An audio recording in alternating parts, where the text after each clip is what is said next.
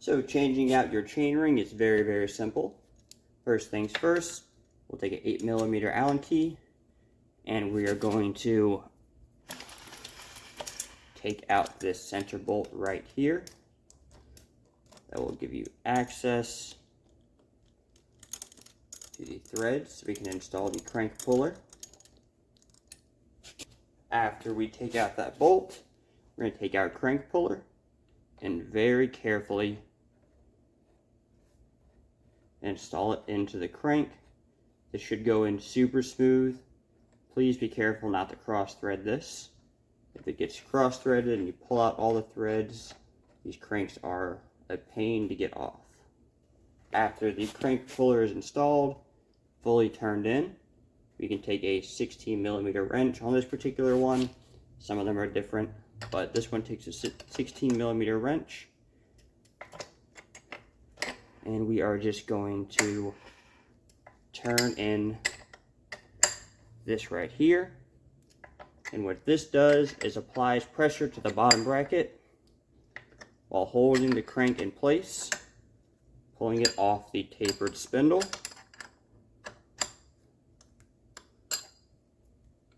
After we pull off the crank arm, we're going to need to take our lock ring tool, pull off this lock ring. If you look at it, it will be notated that you turn this way to lock it, so we turn it this way to unlock it. Now it's best to hold your other crank arm when you do this to make sure that the whole unit doesn't move, and we're just going to back it off. And then remove our lock ring. After we remove our lock ring, we're going to go ahead and take the chain off so we can get access to the chain ring. And we're going to take a hammer or a pry bar of some sort and lightly tap on this till it comes out. Being careful to really only hit in this area because it's going to be the strongest area.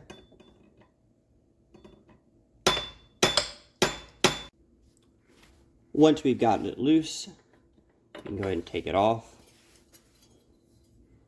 And we are going to reinstall the correct one. Very, very simple.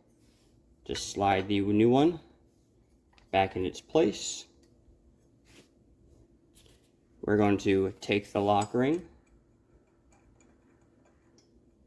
and very carefully thread it back onto the bottom bracket.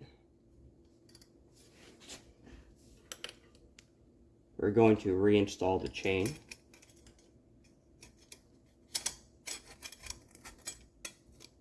Onto the chain ring, and we're going to take our lock ring tool, and while holding the rear wheel so the chain ring doesn't move, we're going to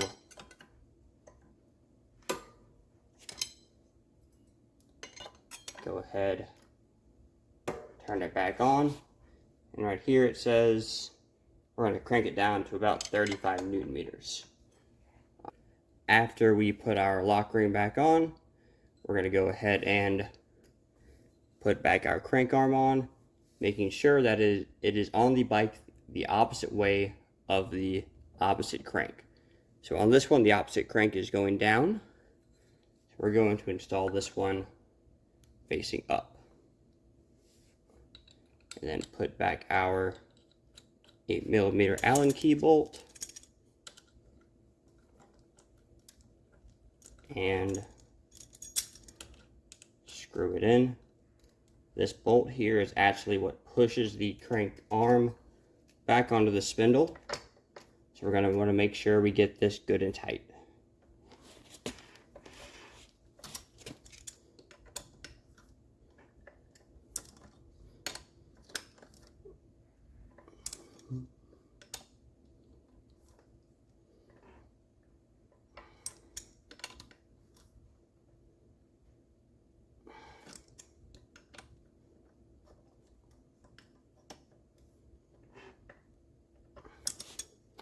After that's tightened down, we're done. You have your new chainring on there, and your crank spins freely.